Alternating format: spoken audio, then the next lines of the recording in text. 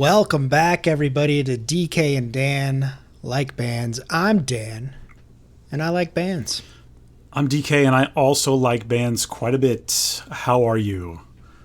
DK, it's wonderful to see your beautiful face. Same, buddy. Yeah. And not just on Zoom, in person.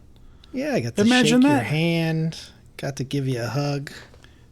I tried for a kiss, but My wife was You're a right little weird. there. My wife was right there. yeah. She turned around right when I was going in, and it was weird. So yeah, we're definitely going to talk about that tonight. The Ghost Experience, the Skeletor 2025, The Ritual. the Ritual. But we've got a lot. We've got a lot packed in tonight. We've got a hell of a top three for me. We've had some major stuff happen in the world of heavy metal. That's right. What do you want to start with? You want to start with the Ritual? You want to start with Ghost? Go ahead. Or you Let's want do to it. want to do top three for No. Let's start with Ghost. All right. I have been to 5 rituals, as the band likes to call them. I know that there was a very important person in your household that celebrated their first ritual. So first off, how was that? Yeah. So my daughter is 12. She'll be 13 in November. She was a little apprehensive. I'll say, like, she saw the line, she saw the parking garage. She's not really used to the big city at all. She's only been like once or twice, and she was pretty little. So it was all pretty daunting for her, I think, at first. She didn't really know what to expect, and we tried to describe it to her. But I have to be honest with you, what I was describing to her kind of didn't happen, because I was expecting, look, I'm used to some tougher, rougher kind of shows. Let's just be honest. You and I go to the shows that people are getting bones broken and there's blood, and, you know, they're a little bit more aggressive in every way. So I was trying to prepare her for this and what to do if people are shoving, if someone falls down, and blah, blah, blah. We got our seats, and by the way, not seats, we were in the pit, and it was unbelievable. We were so close. We were like 15 feet from the stage. We were on the edge too, so nobody behind us, nobody pushing, crowding in. Nice. We got so lucky with that, and she has no idea. And I keep telling her, like, you have no idea. Like, you still haven't been to a real show. But no, Spoiled. she loved it. I mean, you should have seen the look on her face when that curtain dropped. It was weird, because I think when it first starts, you know, the show's going and the music starts and the lights are going and everything. You don't see them because the curtains are still up.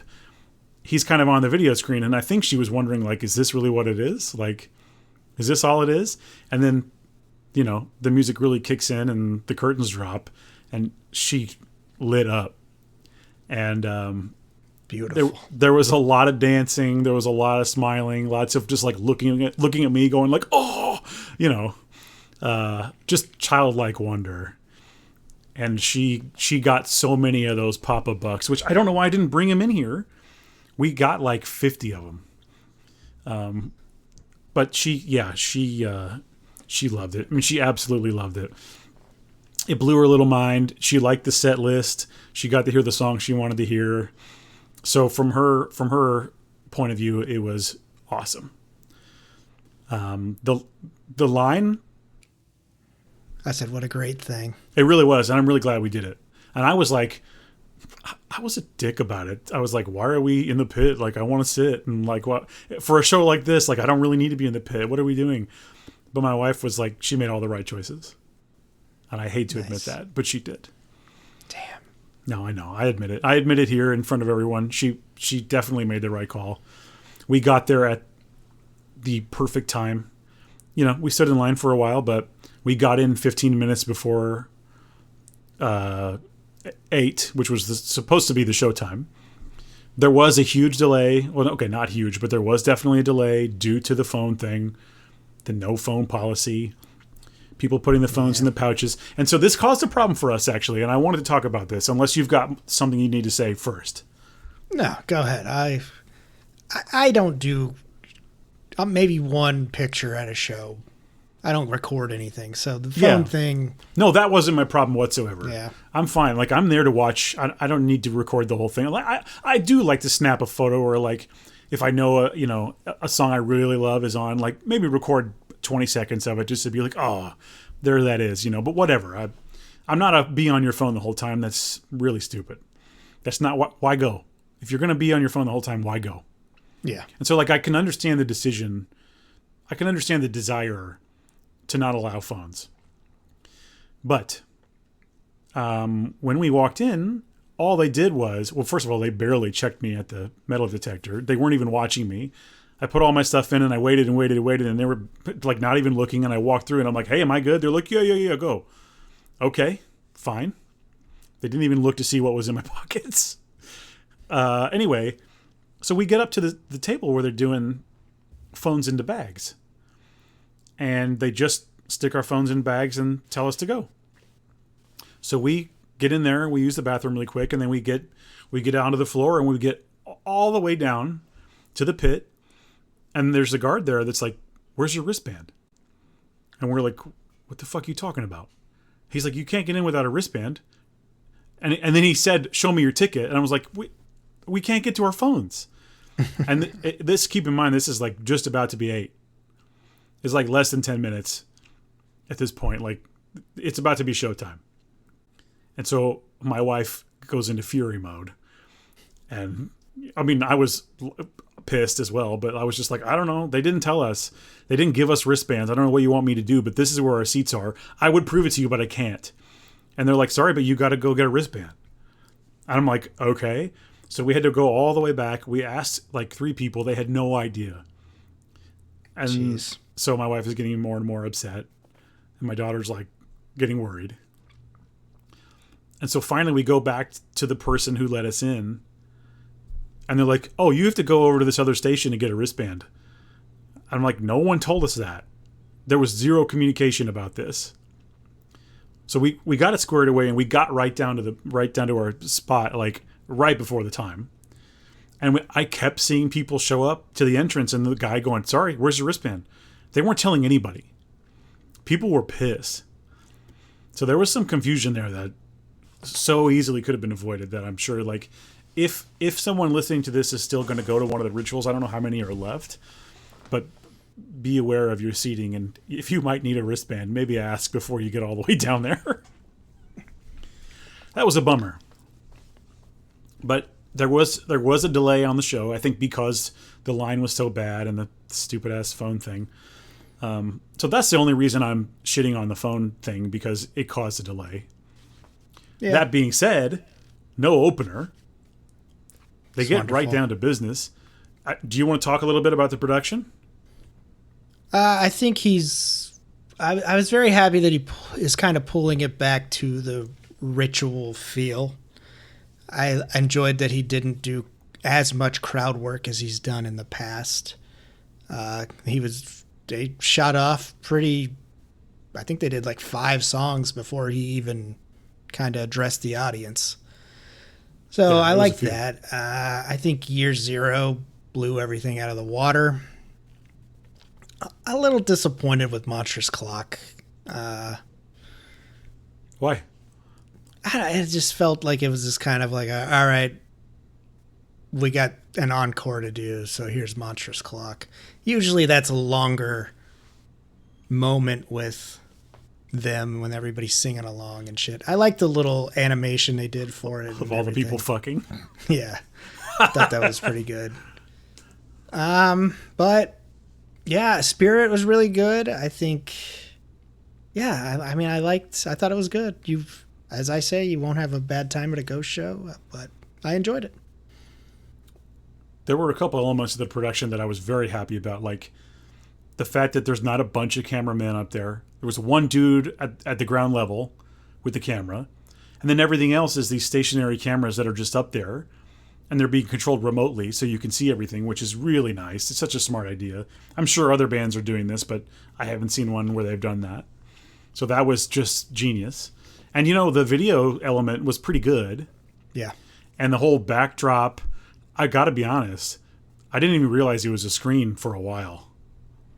Like when they did Call Me Little Sunshine is like when I think I noticed it. Oh, when he's up in the air. It reminded me of the Baron from Dune. He floats up and he's doing some handwork, and they have that effect on him on the screen. That was really cool. I liked all that. Yeah, I thought it was good. I think Call Me Little Sunshine works better live than it does on the record for me. Yeah, I think there's a few Ghost songs that we could do that for. Yeah, it just has a slightly different vibe, and like, you know, the mix obviously is way different than it is on the album. And so you hear things live that they don't come through as much on the album version, and I was really actually pleased with that song. There were a couple like that, but I mean, to me, the standout is obvious. You haven't mentioned it yet, but I think the fact that they played Umbra #1 is awesome, because that's probably my favorite track on the record. But also the way it started and the cowbell element. It's pretty good. Really good. Really good. Like that. I love that. I liked that. I don't think it transferred over as well as I thought it was going to. The song? Yeah. I don't know. There's just, it felt like something was missing from, I don't know. What I think they should have done is extend that weird bridge with the solos and stuff, you know, stretch that out a little bit, play around a little bit more during that time, find some more bits and things to stick in there. I think that track really lends itself to just kind of go for a while, and like you're playing around, and it could be a good spot for that. But whatever. I mean, I still like that track quite a bit. So yeah, Mummy Dust was pretty good. He let out a scream that I wasn't expecting. He legit screamed like a real scream, and I was just like, whoa. He's and then after every song after that, he was losing his voice a little bit. You could tell. Yeah, we're about, I don't even know, if we're about halfway maybe. And it might be now. But he's got some more shit coming up. He's got a lot planned. Yeah.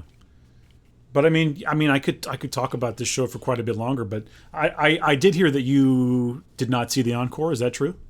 That is true. I do have a 2-hour drive back, and I did work the next day. Yeah. So getting out at 10 o'clock, I did appreciate. I got home about 12:15. Not bad. Almost asleep, and my son shit himself and came into our room. So, and then proceeded to come into our room for another hour and a half after we got him all cleaned up. Should have just stayed at the show, buddy. So yeah, I ended up with about 3 hours of sleep, maybe. And then, of course, busiest day of the week was Thursday at work. And Friday or Thursday evening, I was cooked. It was a ritual and a shitual. I was like, of all the fucking nights. Like, of come course. on, man. Of course. But yes, we did miss... You missed Mary on a Cross. Mary on a Cross, and... Dance Macabre, and Square Hammer. Yeah, Square Hammer. And did I miss, do I need to go back? Do I need to buy another ticket, DK? To see those three? Yeah. I think Mary on a Cross was pretty good. Square Hammer is a fave, of course, but I mean, no, you didn't like ruin your experience, but you did miss some cool stuff. I remember the screen doing something cool, but I forget now what it even was. But something cool was happening on the screen, and I have to point out that the screen was awesome. The production was cool. When they exploded the stained glass, and then you got the stars, and they played "He Is," like it was really cool. So definitely easy to recommend that show. Like if you're thinking about it and you can get a ticket, I think it's a thumbs up. Yeah, thumbs up here. Go watch Ghost, man. Yeah. Go to a ritual. Do it. It's just easy going. And there's, like I said before, it's not rough and tough like some of these other shows we go to. I mean, it's pretty easy going. I mean, I did make it out the week before to Blood Incantation. Yeah. And it was pretty chill. I mean, for that type of music, but I could see cosmic that crowd. death metal, but yeah. But those a lot people of band have shirts. I think the Blood Incantation people probably have a slightly higher. If you're listening to them, Oh, they're high, yeah. you know what I mean? Yeah, exactly. But it was good. Yeah, hell yeah. Get those dudes in the Spear in Las Vegas, and that shit would be phenomenal. For sure. And we did have White Castle on the way home. Yes, and We got 20 burgers, 20 sliders. how many did you down? I think it's 6 on the highway. Jeez. It was good. It was real good. I was finding onions in my car for like 3 days. We just did the classic Mickey D's stop and a Diet Coke and a snack wrap, and I was good to go. After a show, I mean, pretty much anything can be the best meal you've ever eaten. Yeah. We got one more lined up for September. I don't know about you, but... And of course, we're going to talk about a band that's coming through, I think, in October, November. I can't remember. Yes. That's a maybe. When is that show? I think it's early November. It might not be. We'll see. We'll talk offline about that. All right. But we'll talk a lot about that band tonight. Yes, we will. So 2 thumbs up from DK and Dan for Ghost. Take your loved ones. Take your grandmas. Hell yeah. Have fun. Oh, did you notice on the screen? We were the first people they showed us on the screen. No, I didn't. We were on the very first set of people that they showed. Like, we didn't know it was going to happen.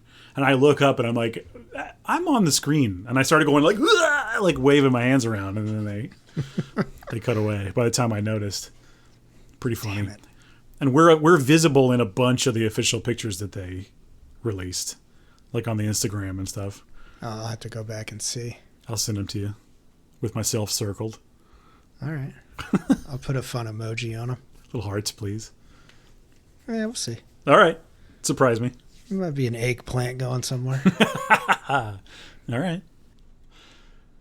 Please bow your head and let's say a prayer for the Prince of Darkness himself, Mr. Ozzy Osbourne. Are we doing all right? We okay? He's not. Well, he's in heaven now Yeah, well, with Hulk Hogan. yeah, dude. They're heaven bros. They walked in together. Get me out together. of here. I'm gonna fuck out of here, Sharon. Oh, man. So yeah, we did lose Ozzy Osbourne since we've podcasted last. Obviously a legend that needs no introduction or discussion, probably. Just in general, before we do, and that's our way in here to the top 3 for me. Do you have any particular Ozzy stuff that you feel you would want to say?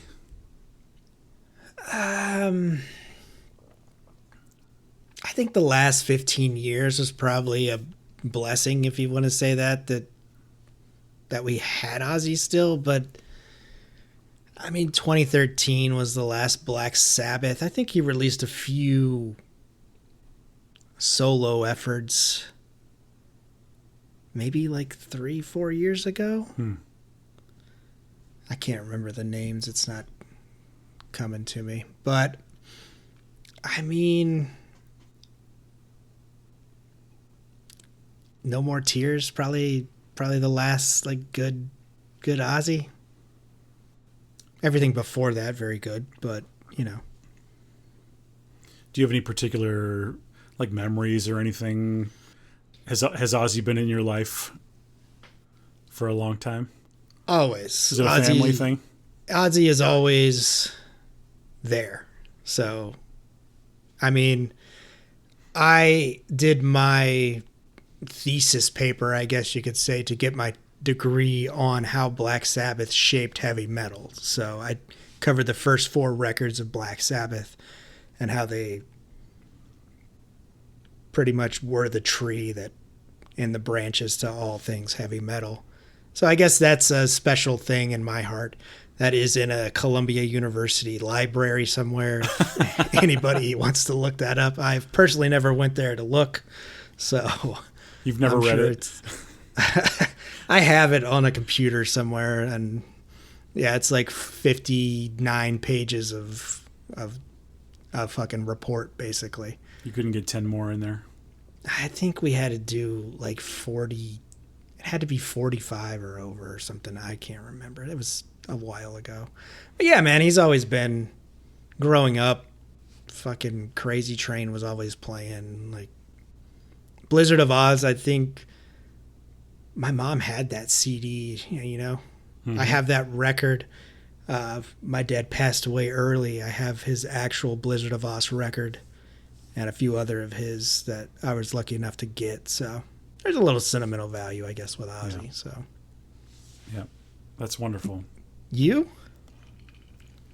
Well, I'm not the world's biggest Ozzy guy. And look, of course, they influenced everything we love. There's no denying Black Sabbath, of course. I mean, it would be stupid to try. But no, I just don't have... Nobody in my family listened to Black Sabbath or Ozzy. I didn't really hear it much growing up. I mean, yeah, like, you know, some of the big hits filtered through, like, you know, everybody knows Iron Man and all that stuff, but it wasn't something that I really even learned about until, I mean, I was probably in high school. I mean, for sure. I mean, you know, it would be on the radio and stuff. And like I said, you'd hear some of the bigger hits, Iron Man and whatever. You'd hear the Ozzy stuff. But for me, unfortunately, he's not really one of my guys. But again, I want to stress, like, huge influence on, like, so many bands and artists that I love. So, you know, I can't deny that, and I wouldn't want to. I mean, obviously, an amazing career. An amazing guy. Like, I didn't really watch the Osbournes. It's just not really, hasn't really ever been a thing. So when you told me that we were going to do top 3 for me, Black Sabbath, you need to understand that I listen to a shit ton of records that I have not heard before. Oh. Most of them. Fun. Most of them, Dan. At a certain point, I was furious. Furious. I didn't hear a lot from you. So. No, you didn't, because I was too busy listening to, and I'm going to say it now, absolute trash. Some of those albums are absolute bullshit. I mean, and when you look at, so I read the articles about them every time I would listen to a new one, and I would try to learn about them. And it seems like at a certain point, every album is like, well, this was not intended to be a Black Sabbath album. And actually, this was not intended to be. So many of these records weren't even going to be Black Sabbath. And then the label comes back and goes, yeah, we'll put these songs out. It'll be Black Sabbath. And they go, what? Too late. Same story for me with Dio. I respect the man. That style of vocal is a major turnoff to me. I know this is a sin for some people, but like the Dio vocal, it does nothing for me except make me roll my eyes, and in some cases worse. So when every album past the last Ozzy record is that pretty much, and they get worse and worse, and they start to sound like the most generic garbage. Even into the mid to late 90s, they don't know how to be out of the early 80s with their sound. You need to stop me, Dan. I was fucking mad. But I'll tell you this. That being said, I would not change the format of this feature. I listened to a lot of new songs that I've never heard. I did hear some songs I did like. And I can now say that I've heard all their studio albums, and I actually have a real opinion now. And I do feel more educated in general on that corner of the world. So, I was suffering, but I think this was a worthwhile thing to do, and I would not want to change that. So you enjoyed going through Fulci's catalog more than Black Sabbath? Quite a bit more. And I know that's fucked up. But Fulci has like 4 albums? 5 albums? Whatever that small number is. It's adorable compared to what does Sabbath have? Is it like 16 or more? At one point through the week, I was like, man, I should have told him only Ozzy records. Yeah, you should have. I was like, well, he won't go. I was like, he'll go Heaven and Hell, and like, that'd be it. I only did Black Sabbath. I didn't do Ozzy. I only did Black Sabbath. Yes, I only Black Sabbath. Ozzy is the next top 3 for me. But, I think I would... Listen, I think I would be way better with that. Even if that's really what it was, I think I would be way better with that. He's a much... I like listening to him so much more than every single one of those other vocalists. However many there are. Whoever the fuck they are. I know one of them's an ex Deep Purple guy. Yeah. One of them's Dio, obviously. Ronnie James. I do like Heaven and Hell. I think that is a decent... I think he goes all the way up. What's after that? Mob Rules. He did at least those 2. You don't really need Dio Sabbath. Heaven and Hell, I would say, is the only Dio Sabbath you need. I think it's known as a classic record, but I'll tell you right now, I don't think that album sounds like Black Sabbath. They have a sound, they have a thing that it is well established in the first 5 or so albums. Heaven and Hell becomes a Dio record. He takes command. The songs are written in a completely different way. It doesn't have any of that old Sabbath. I mean, to me, it feels completely different. It might as well be a different band. And that sound is what they continue through. And there's a couple times when they go back a little bit to that sinister, slower guitar and some of that stuff. But for the most part, it just becomes like the most generic 80s, almost hair metal. I mean, almost. It's bad. I'm sorry you had to go through that, DK. I also need to tell you this. There are some points in their discography when they are fully a Christian band, like extreme Christianity band. I just was surprised. I was surprised by how upfront that was. And now, having listened to all that stuff, Ozzy being known as the Prince of Darkness makes no sense to me whatsoever. There's songs where he's just telling you about how good God is and stuff. How is he the Prince of Darkness? What do they say? They say Black Sabbath, the best satanic Christian band there is. Yeah, and I've heard things like that before, but it really hit me. And, for most people, this is probably not anything new, and I sound like an idiot. But this was my first time with most of these records. I was going to say, it's new to you. Yeah. So, now that I've pissed everybody off. No. Do you want to do it? You want to do this? Let's do the top 3 for me. But then I'll ask you what your favorite record was afterwards. Okay. I think I could give you that. Okay. All right. Well, you hated it so much, DK. Let's hear your number 3.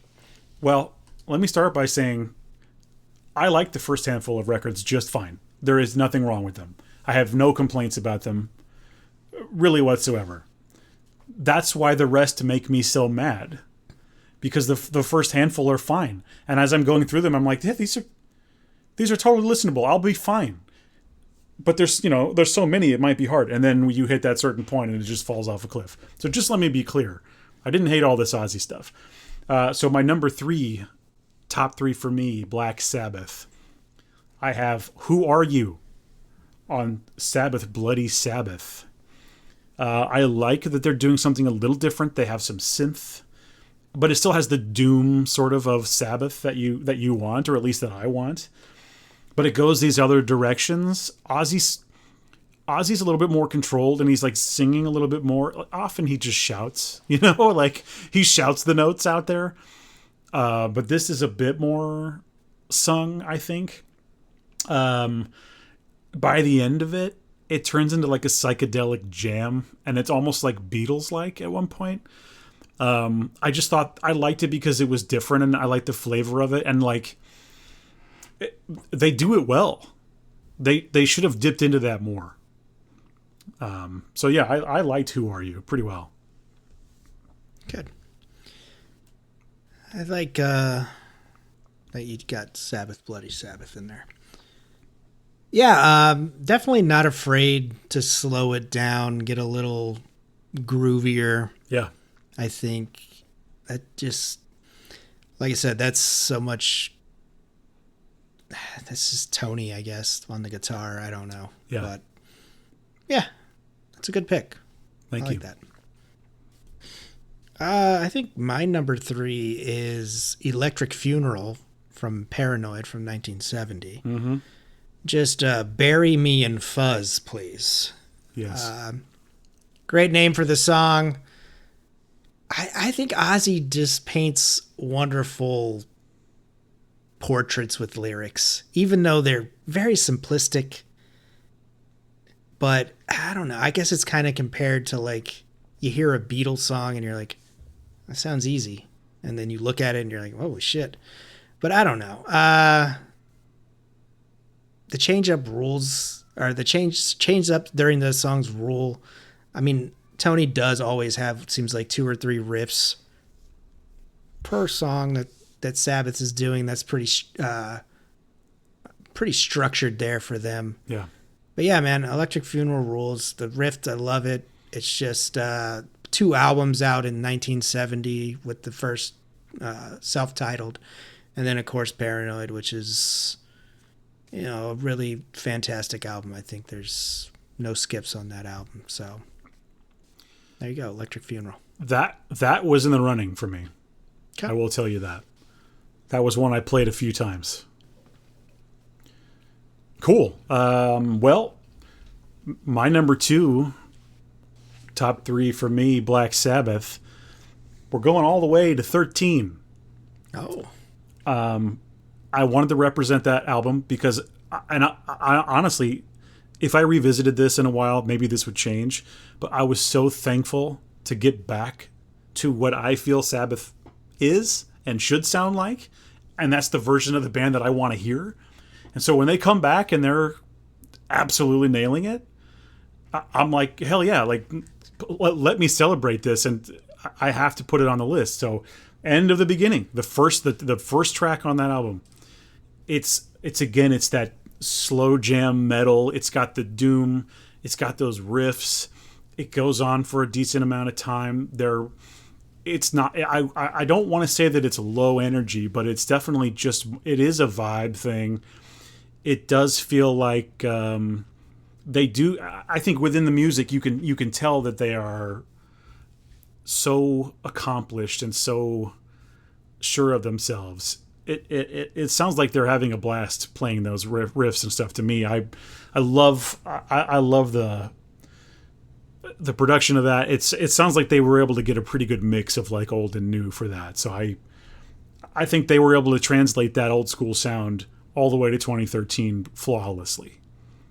And Ozzy doesn't miss a beat lyrically. I mean, look, every Ozzy song that I've ever heard, at least the Black Sabbath stuff, he's talking to you about heaven. He's talking to you about hell. He's talking to you about Satan. He's talking to you about sin and evil. That's about it. What more do you want? He's talking to you about death. All it is about death, okay? Just let him do it. And he does. So for me, number 2, End of the Beginning from 13. Very nice, DK.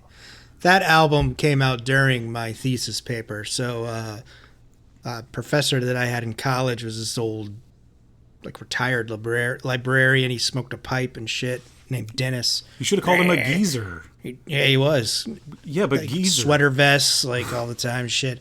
So he came in the classroom and he's opens up. He's like, "God is dead," and this is a classroom full of people. They're just like, "What the fuck is this guy doing?" And I'm like, "Yeah." He's like, "Rich, I just got done reading your paper, like, or at least what you sent me. Good job, good job." That's awesome. But everyone's like, "What the fuck?" And he's like, "Oh, that's a reference to the new Black Sabbath album." And he talked about Sabbath for like 10 minutes to all these idiots. Were like, "Who the fuck is that?" Hell yeah! I don't know why they sounded like Bill Clinton, but wow.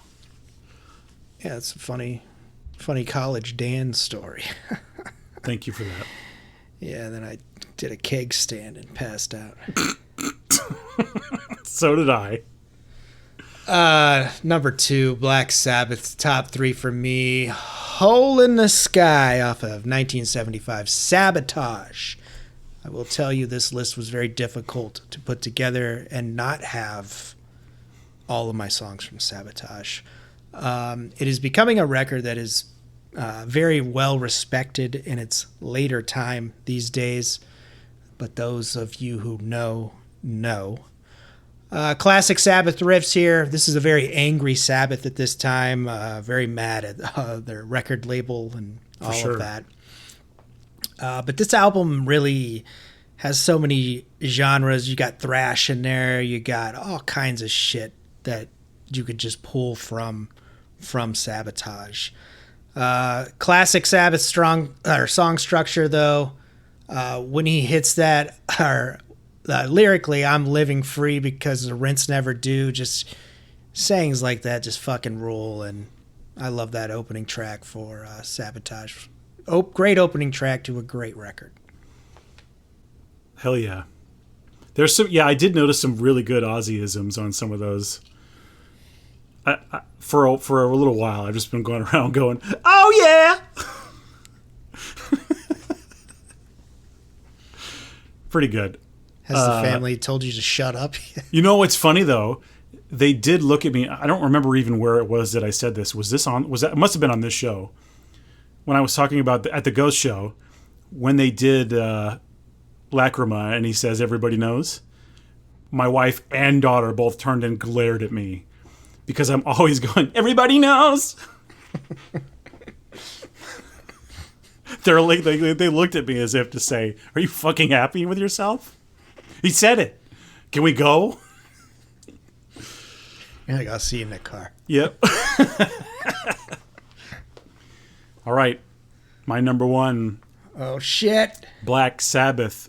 Top 3 for me, for DK. Listen. I am all about this certain sound that Sabbath has. This doom, this gloom, this slowed down, taking your time, but we're being kind of dark and creepy about it. And, you know, they definitely influence a lot of bands that I love. One of those being Typo Negative.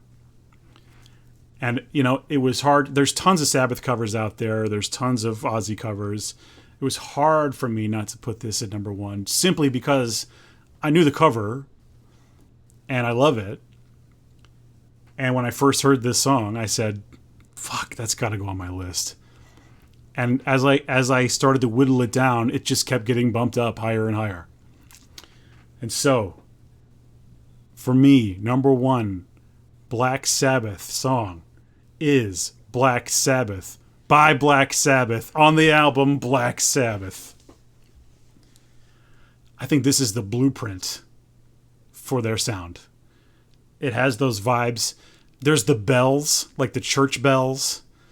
There's these huge fucking drum fills that just roll all up and down those riffs, dude. And the typo cover is just bonus points because even without the typo cover, like that being the first song that you get on the first album, it makes an impact. And it stuck with me for sure the whole time. I kept going back to that track. that is a really good song. It's really cool. Again, it's sort of down-tempo, doomy. I don't know, but it has a flavor that you cannot get anywhere else. So for me, number 1, Black Sabbath. Number 1 for DK, the song Bad Company from Bad Company off the record Bad Company. No, that's Black Sabbath off the record Black Sabbath by Black Sabbath. DK, beautiful pick for number 1. Wow. Thank you. Wow. For my number 1, I am also going to Black Sabbath. Oh, shit. But I'm going with Nib. There better not be harmonica in this. No, I don't think that's a harmonica. Nib. Maybe known to a lot negativity in black, but that's not what it's named for. It's named for a goatee because it looked like a nib of a pin. To me, this song is the meat and potatoes, as DK said about the opening track, Black Sabbath, the blueprint. This is the gravy to the goulash, I think. This is what it is meant to be. And this is what we love, the doomy, the main secondary riff fucking rule here. When Ozzy hits, your love for me has got to be real. I would love to hear him just hit that with the most powerful vocals he could hit with. I'm sure live it sounded fucking amazing. It's just a complete feeling for me when I hear that, when that happens. That riff kicks in, and then we get to, oh yeah, as we were talking about earlier. Such a good solo. It winds down, but then it kicks back up, and it's even more fucking badass by Tony there. I don't know, man. I just think that is Black Sabbath. I love it. I got to listen to it. It's fucking 6-minute song. And they were just noodling around, man. That's the story behind it. And it's great. It's a good choice. Yeah, I think there's some other songs connected to that on that record. But, yeah. Hell yeah. There you go. We did it. I do have an honorable mention. Okay. And this is just a fucking weirdo thing to point out. And I don't know that if you even listen to this. But people should check out, and this is more of a, I don't even know if I want to call this an honorable mention, but this was a thing, there's no way this was going to go on my list, but I found this song to be very interesting and out of place, and it's from the album Cross Purposes, and it is the song Virtual Death. Do you know it? I know that record, but I'd have to, I'm sure I've just heard it. It sounds... The vocals are completely different than the rest of the record. He does like an Alice in Chains thing. Oh. I mean, it legitimately sounds like an Alice in Chains track vocally, but really the music itself is like kind of classic Sabbath. Like it's a similar song in construction to something like End of the Beginning. Just that slow, gloomy, doomy thing. But with like a more Alice in Chains style, that dual vocal thing that he does. It's an interesting track that maybe people should check out. Like I think if you're an Alice in Chains fan, it might awaken something in you. I don't know. It might have started Alice in Chains. Oh, I don't think so. I think that album. What year was that? I was astounded to see the dates on some of these, that they're still putting this shit out in like 96 or whatever. It's unbelievable. Well, Ozzy's making all the money off of Ozfest, so they got to have something, right? Oh, they refuse to evolve. But you have so many bands that are still pumping this stuff out today, man. For sure. No argument there. But yeah, no matter how you look at it, you do the research, you take the red string and you put it all up on your walls. It's all going to lead back to Sabbath, guys. I'm sure there's probably some asshole out there that's yelling at us like, no, it was fucking Iron Curtains that started it. Yeah, but they didn't have the fucking popularity that Sabbath did. So go suck a fuck, dude. Big time. Yeah, big ups to Ozzy, man. We still got the rest of the band with us. I guess they can't get Ronnie James either. Nope. So, guys, give me a call.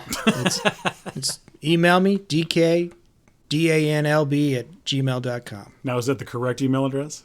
That's the correct email address. Okay, just checking. I did get the song last time we recorded Deftones. I said my head is a mountain. It's my mind is a mountain. I'm like, I'm the worst podcaster ever. Oh, well, if we're doing corrections, I talked about that Abigail Williams record. It's not called Buried Heart. That's the song. The EP is called Legend. So, fuck me, I guess. What'd you think of their new record? It's cool. It's cool. Yeah, I miss the hardcore elements, the metalcore elements or whatever, but like that's one of those things where the fans were like, we don't want to hear breakdowns. We don't want to hear clean vocals. So they caved in and they don't do it anymore. Fuckers. I love clean vocals. Makes you feel something. Now, you asked me before we started this, top overall Sabbath record. If you can. And that is a tough question. There's some, again, in the first handful, there are some really good ones. And, obviously, to me, it narrows down immediately to just the Ozzy stuff. And I think this might be a boring answer, but I think Black Sabbath is the one. I really appreciate the vibes. That has a specific... It just has a production... It has a sound. And it has a freshness. I don't know. Maybe it's because it's the first one. It's something about that. I don't know. But I like all the tracks on there, except for that harmonica. It's a weird choice, but whatever. It's there. I ended up... I don't hate that song, but, it is weird to have that harmonica. It's just hard to get past. Talent. But yeah, no, that one's good. I would also put for sure Paranoid is hard to beat. And I think, again, if I had another week on these, this might be a completely different answer. But where I'm at right now, I think the first album is if I'm going to reach for a Sabbath, that's going to be the one. All right. Sabotage for me. But hell, if you say any Ozzy Black Sabbath record, I can't fault you. Volume 4, I think Volume 4 is really when they found that, grease the fucking gears to really start rolling.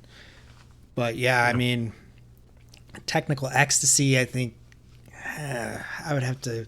I didn't spend too much time there because I knew I wasn't going to pick anything there. But yeah, if you're doing the first 5 or 6... I'm not fucking mad at you. Mm-hmm.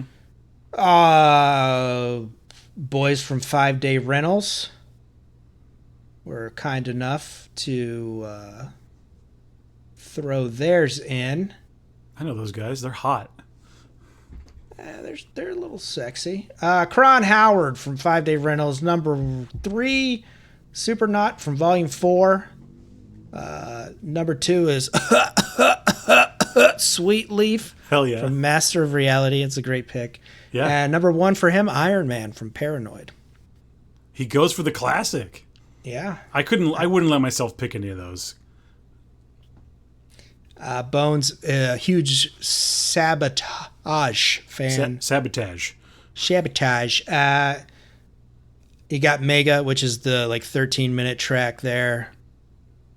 Symptom, which is track 3, I believe, and then Hole in the Sky for his number 1. There we go. So, if you know, you know, and he knows.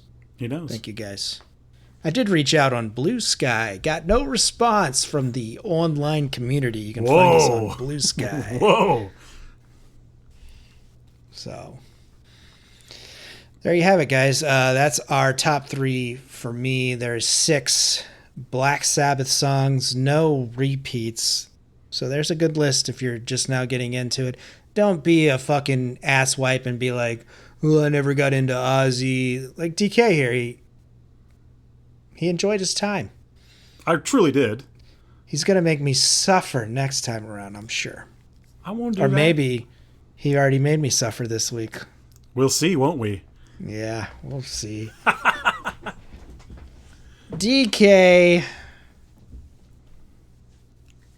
What did we got any recommendations? Let's do recommendations and then we'll go into our big review here. How about that? Well, my recommendation is going to be my single.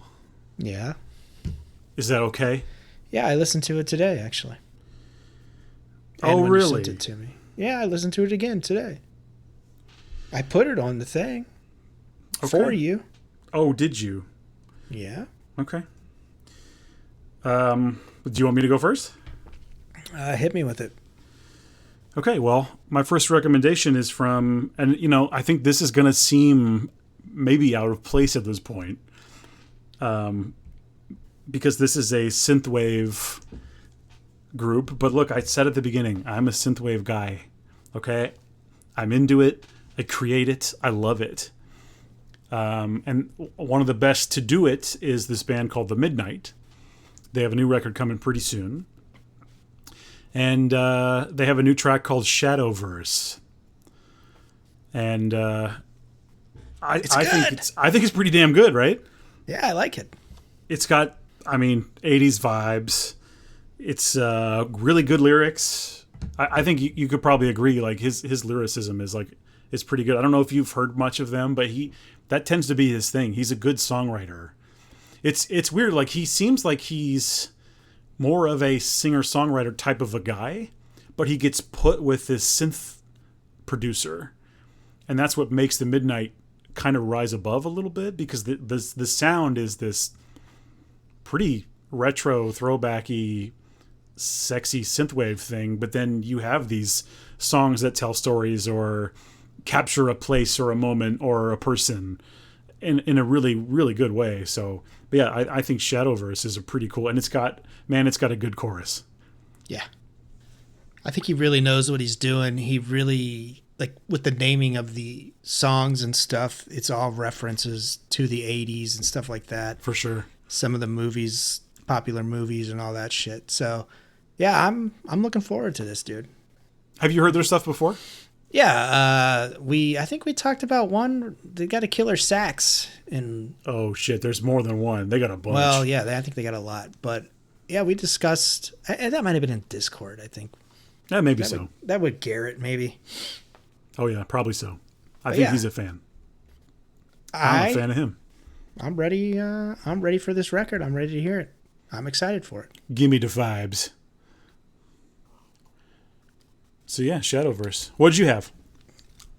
Makes you do, what'd you say, rip a line of cocaine and drive through the streets at night.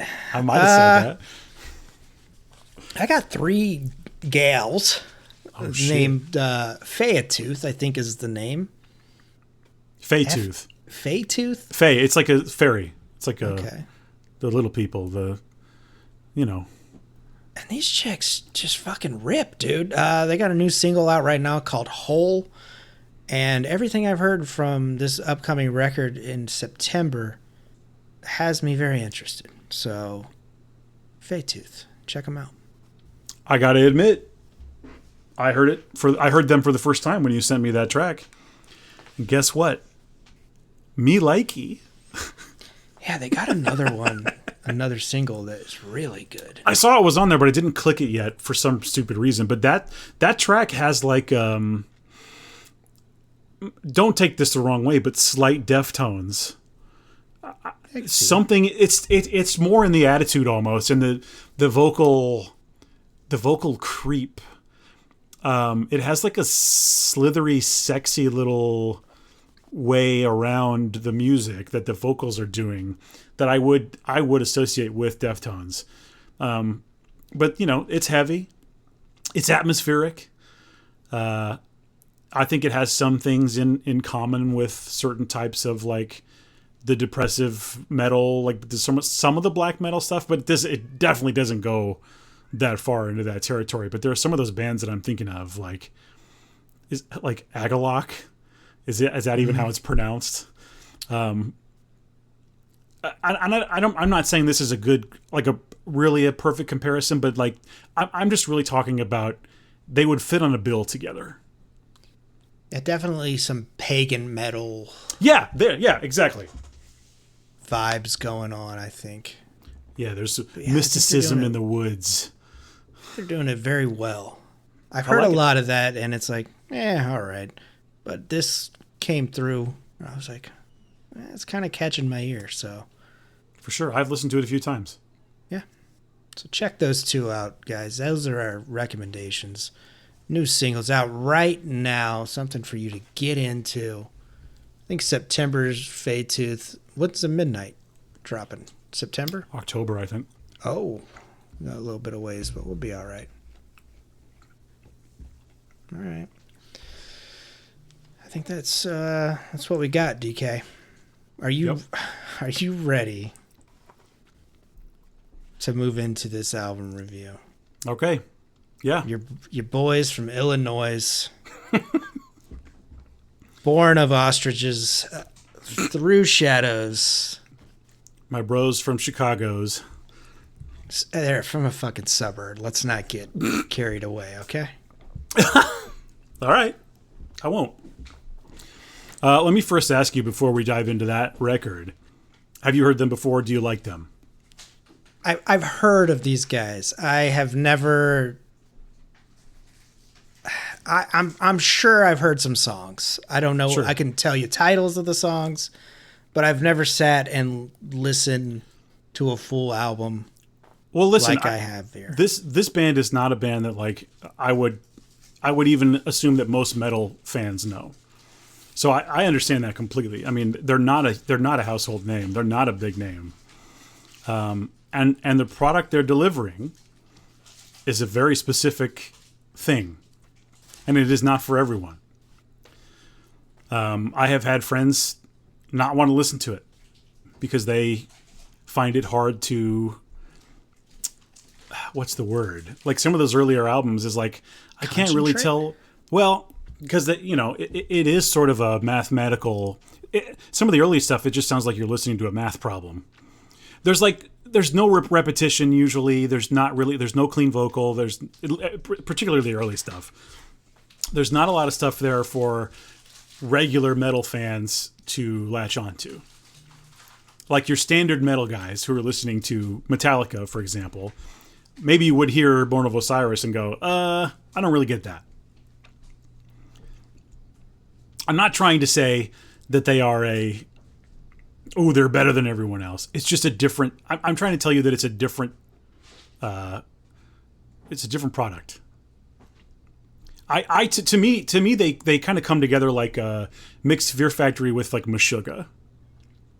There's sort of an industrial, synthetic sound that Fear Factory would maybe have, with that clicky ass kick and that rhythm guitar that just matches all those kicks and those crazy rhythms, meets the insanity of Meshuggah. Do you agree with anything I'm saying?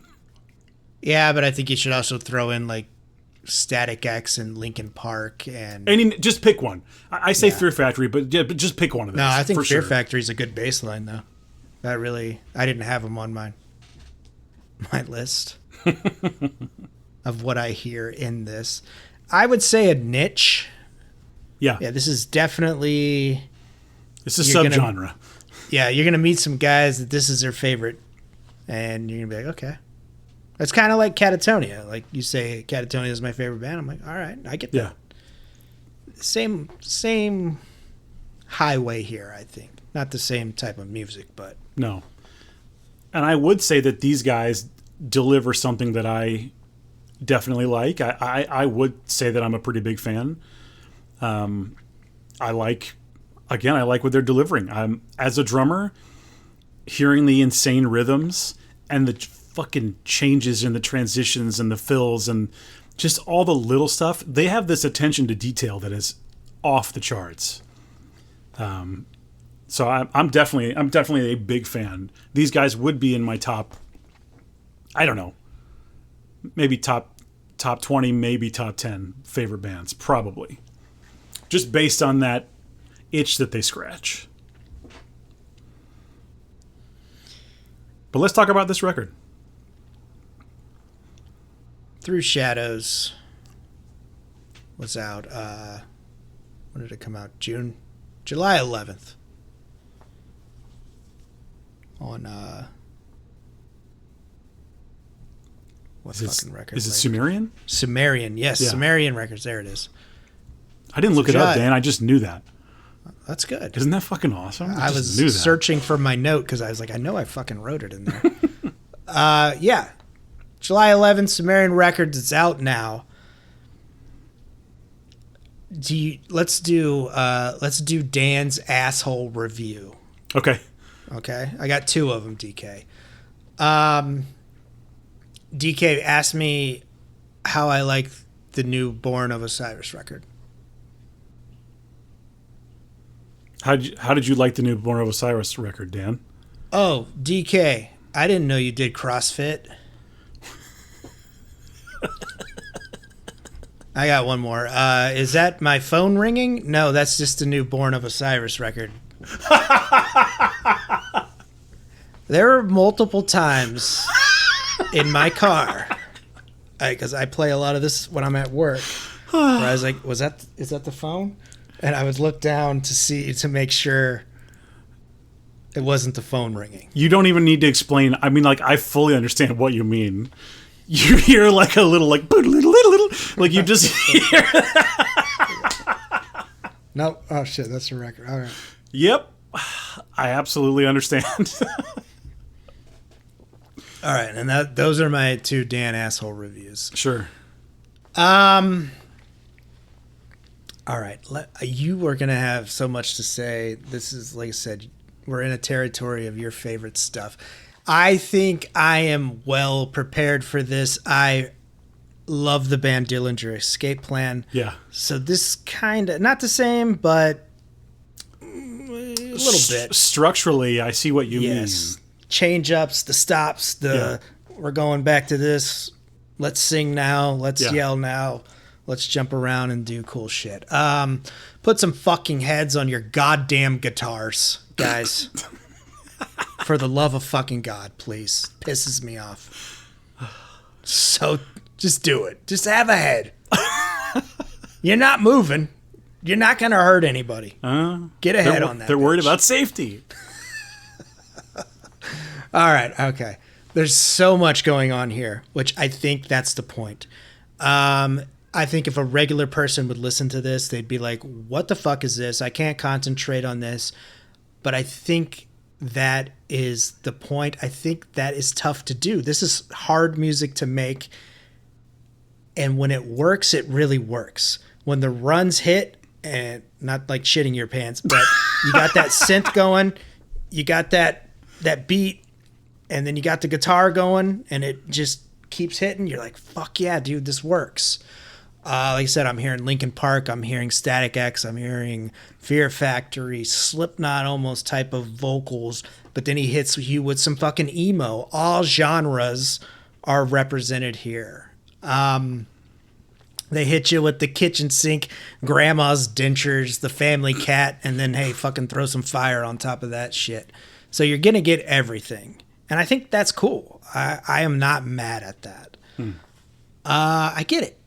Sounds awesome when it works. A little unhinged at some points. I think with this record, I think the top portion of this record is really good. I think we lose it a little bit with those unhinged moments towards the end, maybe minus the last track, which almost sounds like a goddamn country song starting up when you get to that track. Yeah. But I like that track. I think it's a good track. Would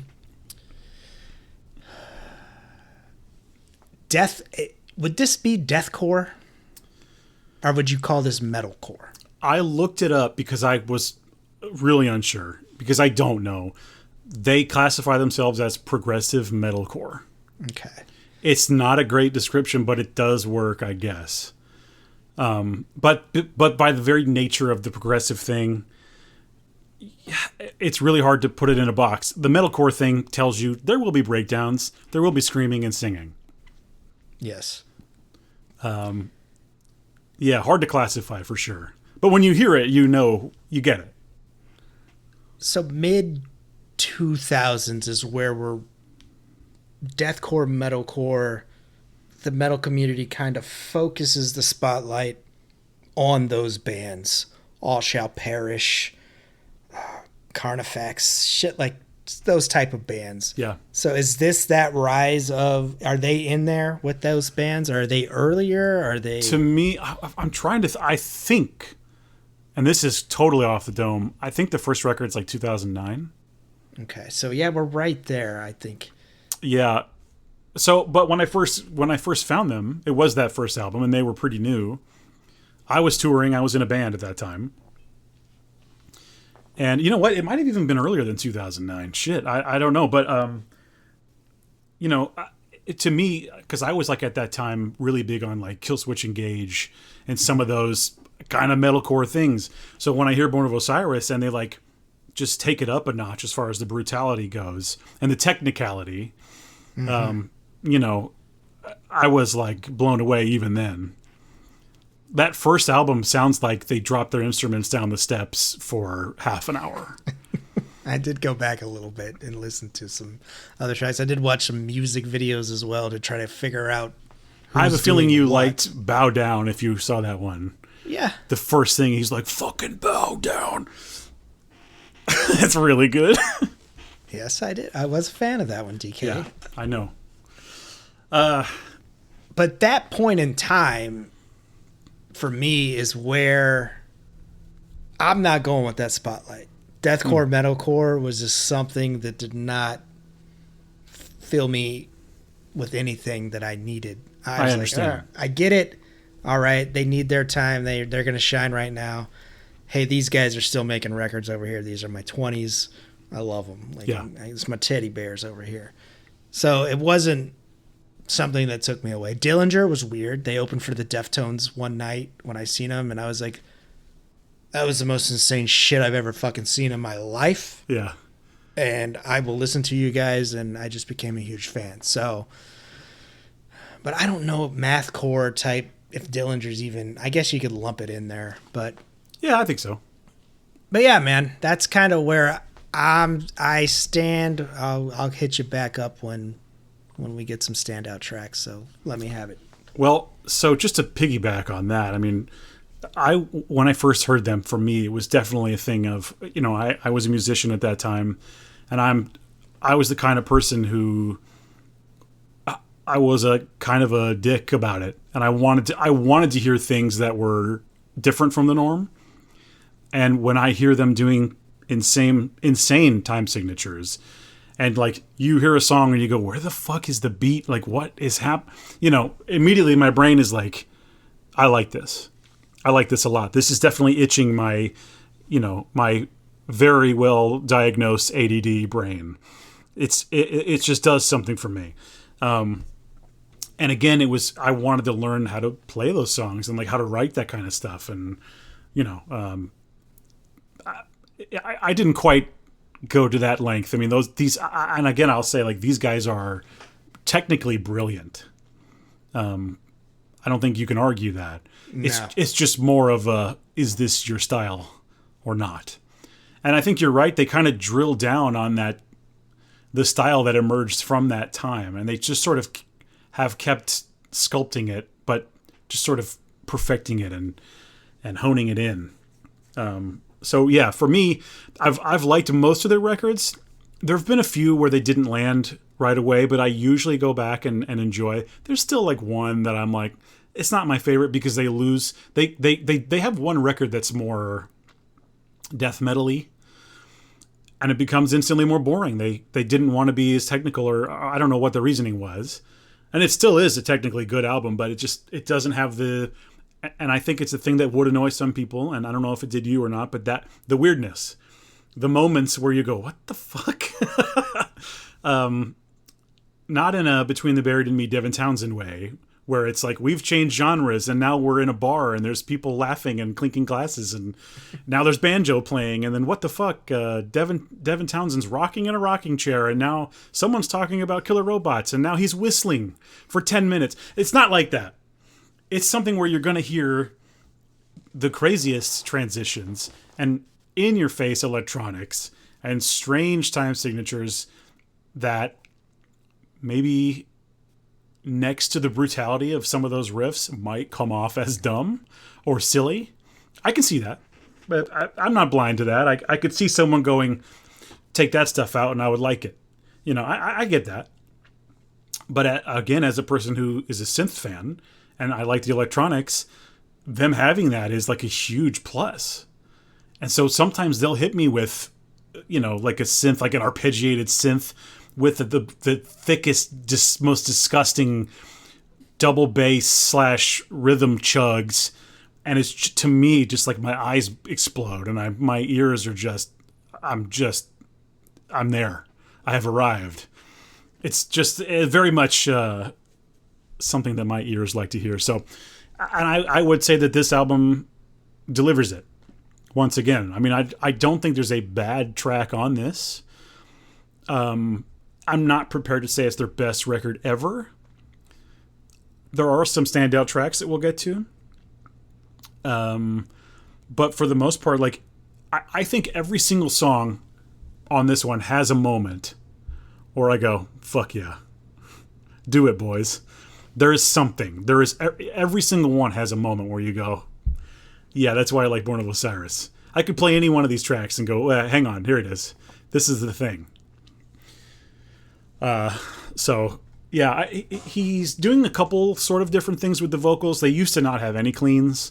In the last few records, they've introduced more and more cleans, which I am a fan of, to be honest.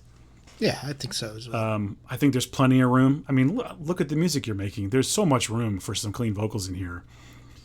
But what they've gotten better at is an overall style, an overall atmosphere. It's not just look how heavy and crazy and wild we can be with the time signatures and the drum fills and shit. Like, there is another layer on top, which is the finesse and it just has an overall sheen that if they hadn't had the last 15 years of work, they wouldn't be able to do. And the production on this album is off the charts, I think. There's so many little touches. Just every moment is a little touch. I mean, I'm going to rave about this record, I think, a little bit. And I didn't plan to, but the more I'm thinking about it and talking about it, yeah, I think it's really cool if you're into this kind of thing. So, yeah. Well, go ahead. I mean, we decided on this, and I listened, and I think my first thought was, this makes no fucking sense. Yeah. And then I come back into my head, and I'm like, you like the Viagra Boys, like, you have to form a decent opinion about what's going on here, dude. And I will say that, like, it took me 7 or 8 listens of the full album. Yeah. I think this might be the one I've listened to the most for this show to really, like, appreciate.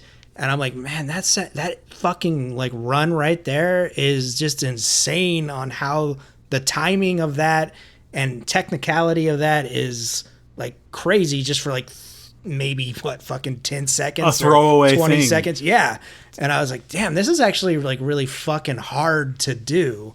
So the appreciation level as I went through the week, or I guess we had more than a week with this one, but was definitely added up higher this is pretty good. So I added a few songs to my run playlist. So definitely, if you're exercising, I would say. And I'm not the guy that's like, I only fucking listen to metal when I fucking lift. Shut the fuck up. You should be listening to metal at your grandmother's funeral, you motherfuckers. Like, yeah, man, it's I'm running like, oh shit, here we go. Yeah. Like, I can do another mile. Yeah, hell yeah. Yeah, it's I definitely listen to it when I'm doing my sexercise. And yeah, you keep talking about the little moments, and like one of my first notes on the record is 60 seconds into the first track, Seppuku. There's this crazy little, it's like a synth drum fill guitar orgy, and it's like a transitional thing, and it's just like mind melting. It's just how you arrive at this beautiful little gift when you're writing it. They blow my mind for sure. I can understand this not being appropriate for all times. I can understand not wanting this energy. Look, we just talked a ton about Black Sabbath. The two are not alike. They're so different. And the energy. Sometimes you're more in the mood to sit back and hear like a slow, slow not being bad, by the way, just a slowed down, like the Sabbath track. I mean, sometimes that's the vibe you want. I get it. So Born of Osiris might not be the right thing to press on. But sometimes, it's sometimes my brain wants to get more engaged. And I appreciate you putting the time in and, giving it a few more spins. Did you listen to this more than Catatonia? I know there was some back and forth on that one when that came out. Wind of No Change, or what is that record called?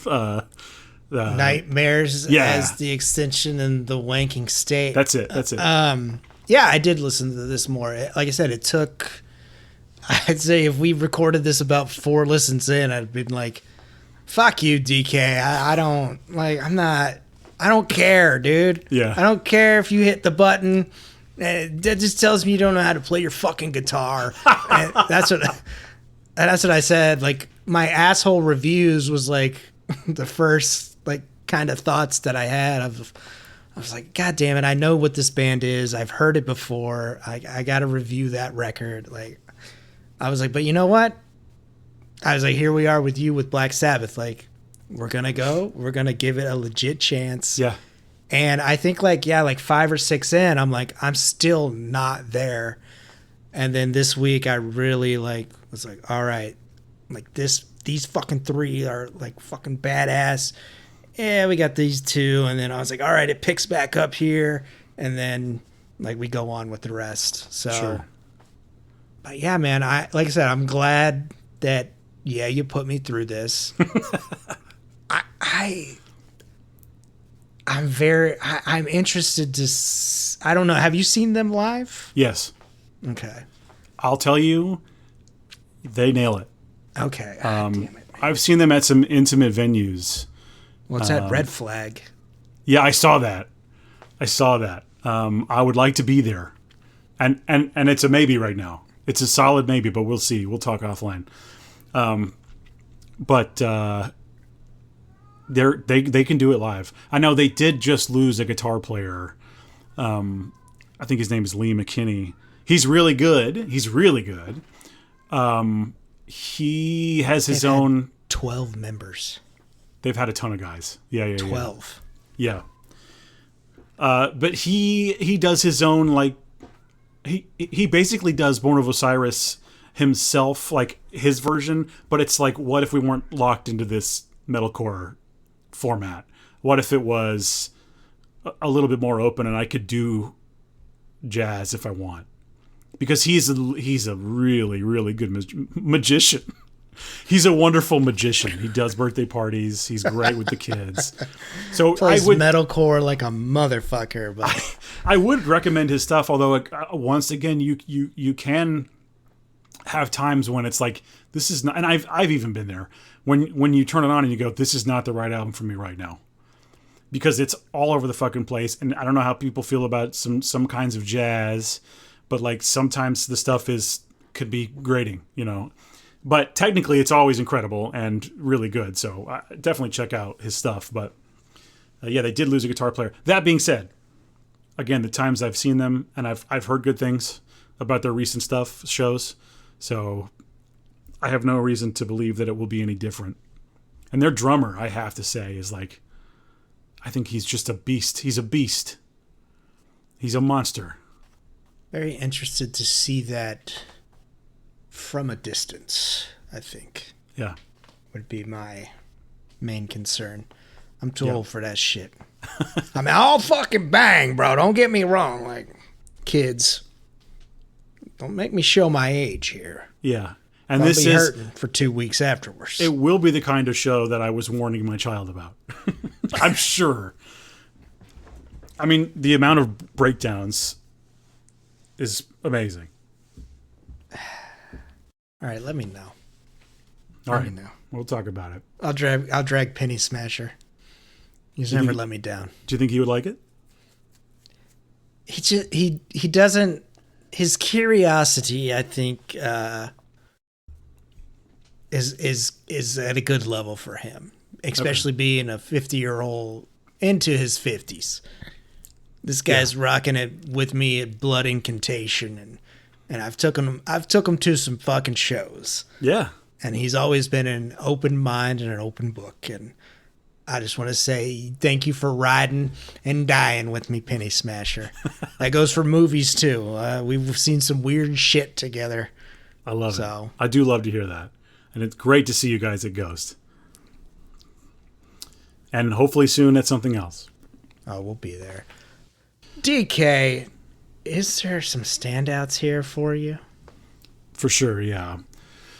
I mean, I think my number one standout right now, just with where I am in my listening cycle on this thing, and it's a song that you seem to have glossed over and didn't seem to care for. Dark Fable. It's near the end, but it's kind of coming out of that middle section. Okay. It starts with this sample where the guy, it's like a voice saying, "Try to push this in my face." It has such good energy. I mean, it's your standard for the album, but like it has this really, really good chorus, possibly the best chorus on the record for my money. Awesome synth on that one. The synth really stands out. So, I mean, I definitely think Dark Fable just, oh man, that's a really good one. It has a bit more atmosphere than some of the other ones. The very first track, Seppuku, a lot of power. I knew you were going to take it. Man, I'm a sucker for an opening track, but I get it because you put a good one first. It lets you know what you're in for. And that one's cool. That, like I said, that transition at 1 minute in, roughly 1 minute. Oh, that's good stuff. And then, Elevate. That was really good. Which is the one that has is it Mind Short Circuiting? Or no. Through Shadows, the title track. The end of it has this like slowing down, like descending. It's tuning down and it's slowing down at the same time, but it continues. And it's this breakdown, and then it goes into the most insane double bass. I just have the note. My note just says, "Good Lord." Yeah, there's a bunch of standouts on this, but part of it is too like it's almost less the track and more just the moment, because there are so many moments that don't repeat or that you just get a little bit of, across these tracks. But it's more of a, hey, you're gonna have some insane rhythmic stuff going for a while, and then you're gonna hear some weird electronic, and you're gonna hear a fucking cool breakdown. I just love those little moments in between.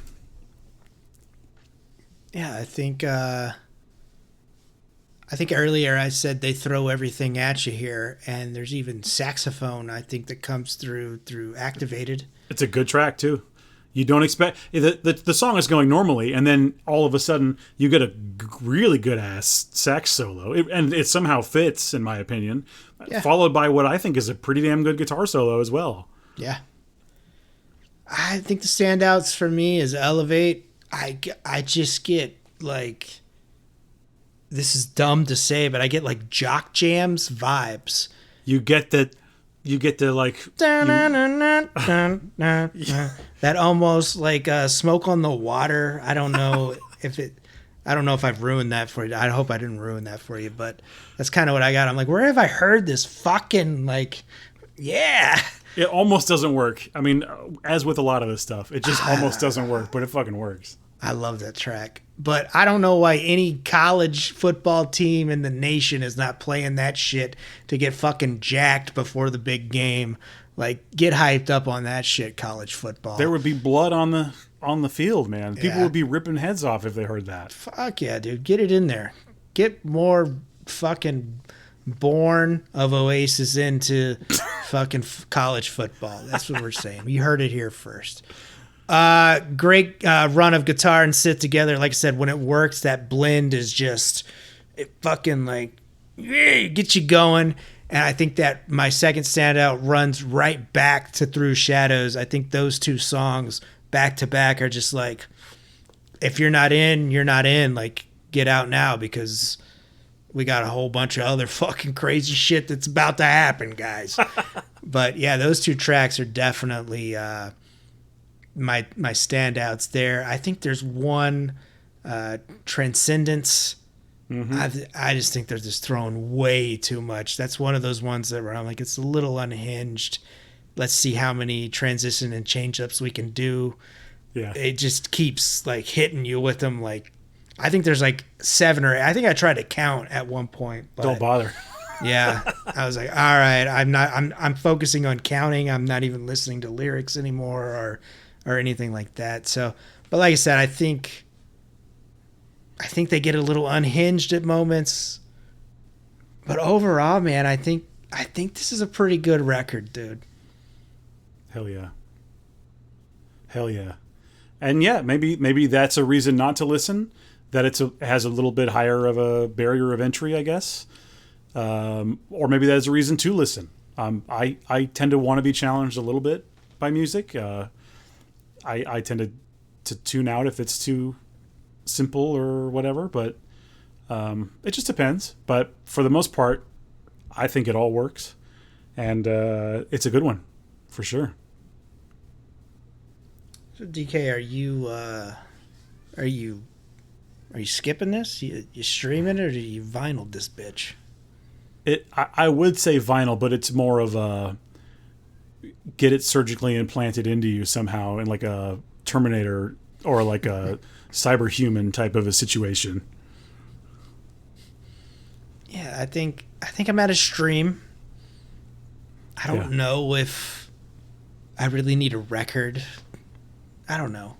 This is a very of the moment band, like you said. I think like, I just got off work. I need a little fucking pick me up. It's Friday. Let's pop that on, dude. Yeah, you're fucking ready to get home, drop the gummy, and barbecue and have a few fucking drinks. You know what I'm saying? So, but yeah, I think overall, DK, I'm not mad at you. I don't think, I don't think I'm as mad as you were with Black Sabbath. Unfortunately, you hate Black Sabbath, but I had an unholy fury about me for a while there. My wife kept asking if I was okay. You think Black Sabbath has been your downfall this week? No, because I find it to be very worth it. Okay. Because I don't want you to be like, fuck, my life sucked for a week. No, because, and I'll tell you why that is. Even if I didn't love every album, I didn't. I'd like to have a project like this, and it actually came at a time when I had another project that I was working on, which people can hear soon on Dead Formats. And so these two things together kind of crushed me a little bit, for sure. But my brain is such that I like something to latch onto. That's why I like projects. That's why part of the reason why I do music, I think, is just because I like to have a thing that I can focus on, and maybe it helps my brain a little bit during the shittier times. So, yeah, no, for me, and again, like I said, I wouldn't want to change the feature, the format. If you tell me it's Black Sabbath, it's Black Sabbath, dude. All right. Sack Blabbeth. Mac Sabbath. Bat Sabbath. Zach Sabbath. Halfway through, I was like, damn it, we should have did like the best fucking metal bands that have covered Black Sabbath songs. That would be tough. Yeah. There's so many out there. I just recently heard Lamb of God did Children of... What's it called? The Grave. Children of the Grave. Yeah, Children of the Grave. Yeah. Might have been in my running. Oh, yeah. It's a cool song. It's definitely a good one. Of course, I mentioned the Typo Negative Black Sabbath cover. No, there's some really good ones. I'm sure we're going to get a record of Back to the Beginning of what they did. Ozzy passed away 16 days after that, which if the narrative isn't he stayed alive to do that show, it should be. That's what he would want. Yeah. It's what he told. It's what he said. He wants to do that. He wanted to do it, and he fucking did it. Nothing but respect. I mean, what a legend. Yeah, I mean, it didn't sound the greatest, but he did it, man. It doesn't That's what matter at counts. all. Yeah. No spite. Oh, no, like I said, heartfelt meaning from me, Black Sabbath. So it's not rough. I think my wife texted me, said Ozzy died. I said Ozzy will never die. The immediate perfect response. Yeah. And like I said, I've had a blast just listening to Sabbath for the last 2 weeks. Yeah. The Yeah, show it's been concludes. I can take a break. I did Yeah. throw some Born of Onions in through Shadows. I'm running out of O words. You are. Yeah, you're scraping. All right, DK. We did it. I think so. We talked a lot. We had a lot on our plate tonight. I don't fucking know what we're doing for our next episode. I'll chat with Do you we ever? offline. Nah, man, this is No. the beauty of this show. Hey, we just got social media finally. Whoa! You can find us on Blue Sky. We dare you to find us, asshole. Type it in there. We're on there finally. We got called out by Chris from Dead Format. That did make me laugh like really hard. Yeah. He's like, "You guys have no social media for this?" We're like, "No, sorry, dude." We know who this is for. And I was like, "I kind of love that though, dude." Yeah. But yeah, check us out on Blue Sky. We'll be back.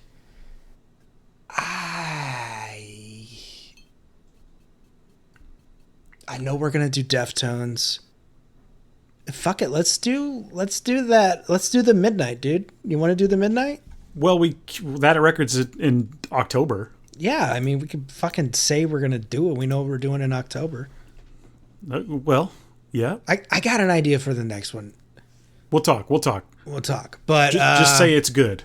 And then people will go, oh, it's a good idea. I've already talked to you about it. It's the production one. I just gotta do my thing. Okay.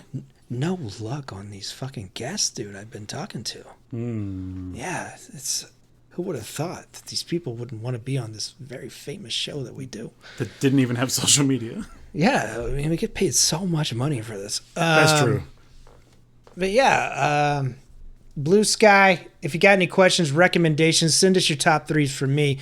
That email is dkdanlb@gmail.com. Send us those. We'll be glad to read them. Or check out on Blue Sky. Like I said, I reached out for Black Sabbath. Had no takers. Undertaker just pushed this bitch into a tombstone power driver and put us in the grave. DK, anything else? Just that I loved this. I love you. Let's do this again soon. I love you too. Please give us an update on your bands and your projects, please. Yeah, we're putting the finishing touches. We have an EP coming. The idea is that it's this month, so August. Okay. It probably won't be out by the time but it'll be soon. So look for Letters to Dracula on Spotify. You might find it or you might not, but just keep checking for that. And yeah, it's like sort of inspired by John Carpenter, not a comparison, just inspired by. Meets something like I don't know, something a little heavier and more modern metal sounding than Carpenter tends to go. But some synth, some metal. It's all instrumental with sort of a horror flavor. So that'll be here this month. Fingers crossed. Very soon. We'll let you know. Thanks for asking. Hell yeah, man! They did the theme to this show. If you want DK to work on your theme for your show, email us. Let me know, guys. Glad to take your motherfucking money. Yeah, man, that's it. Look out for DK and Bones, who was a guest on this show on Dead Formats. That might be out already by the time this gets out. We never know. But other than that,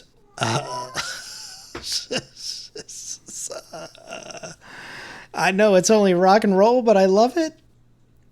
Oh, yeah.